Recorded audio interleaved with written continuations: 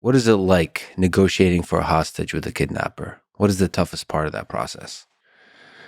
The toughest part is if it looks bad from the beginning and you got to engage in a process anyway. What are the factors that make it bad? What that makes you nervous that if you were to observe a situation where there's general negotiation or it's a hostage negotiation, what makes you think that this is going to be difficult? If they want to make it look like they're negotiating, but they're not. Like in the 2004 time frame, Al Qaeda in Iraq was executing people on camera for the publicity, and they wanted to make it look like they were negotiating. So they'd come on and they say, if you don't get all the women out of Iraqi women out of the jails in Iraq in 72 hours, we're going to kill a hostage.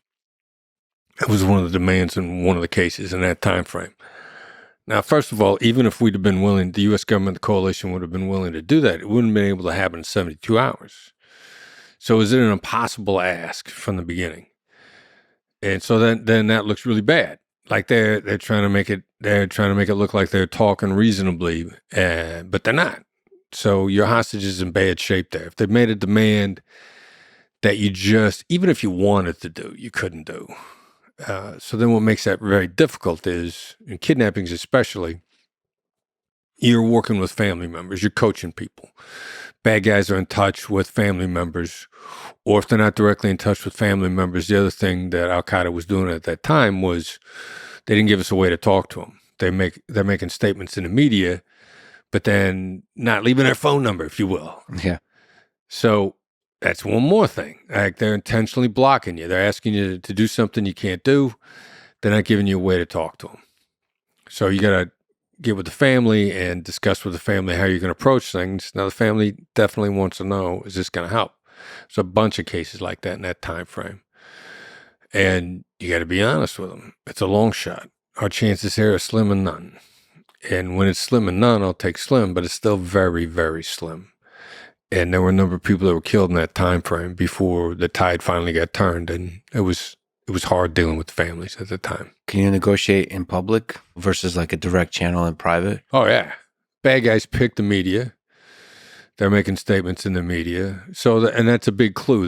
Their channel of choice tells you an awful lot. And if they're choosing the media, then that means there's people they're trying to appeal to. That means that in their view, there's such a thing as good media. So if there's good media, there's bad media. How do you make it bad? And we made it bad for them. It just, unfortunately, it had to go through a number of iterations before they got the message and quit. In that negotiation, do you think about the value of human life? Is there a dollar figure? Is there, how do you quantify the value of human life? Yeah, that's, it's like beauty. It's in the eye of the beholder. So that was the first lesson on any hostage negotiation, really any negotiation. Like, it doesn't matter what it is to you, it matters what it is to the other side. One of the things, especially in your conversation I listened to with Andrew, by the way, you guys, another thing I really liked about that conversation, first of all, I think the world of him. Yeah. Andrew Huberman. Yeah, Andrew Huberman. And you released it on my birthday. I appreciate that.